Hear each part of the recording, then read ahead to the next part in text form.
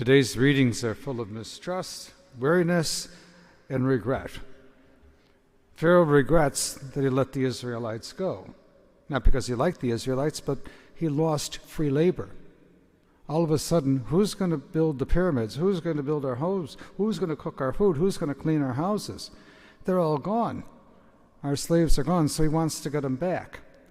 And of course, the Israelites are afraid of Pharaoh because they don't trust him, as the Pharaoh doesn't trust the Israelites.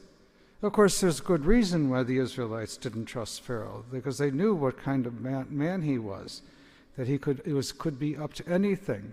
And of course, they were proven right when he went after them with his chariots and charioteers. And then they turn on Moses. You got us out here in the desert, and Pharaoh is chasing us. Now what are we going to do? Better we should have been back in Egypt. No trust. No trust. In the gospel, the scribes and the Pharisees don't trust Jesus, so they want a sign. And Jesus knows their wiliness and said, you'll get a sign. You'll see my resurrection. But that won't convince you, I'm sure, because you'll continue to mistrust and disbelieve. It almost sounds like history, but it isn't. How much mistrust do we have in our society, in our church? I don't trust you, you don't trust me. I'm getting false information, you're giving false information. What's happening in the media, it must be true. I've said this 1,000 times. I read it in the newspaper, it's got to be true. It's not. We have to be discerning and understanding what is true and what is false. And we also have to relearn to trust. But if we're going to relearn to trust, we must be aware that we must be dealing with trustworthy people. And that's where we get a little bit wary. Can I trust you to tell me the truth? Can I trust you to be a person of integrity? Can I trust you? And that's sad if I have to look at you or you look at me and say, can I trust you?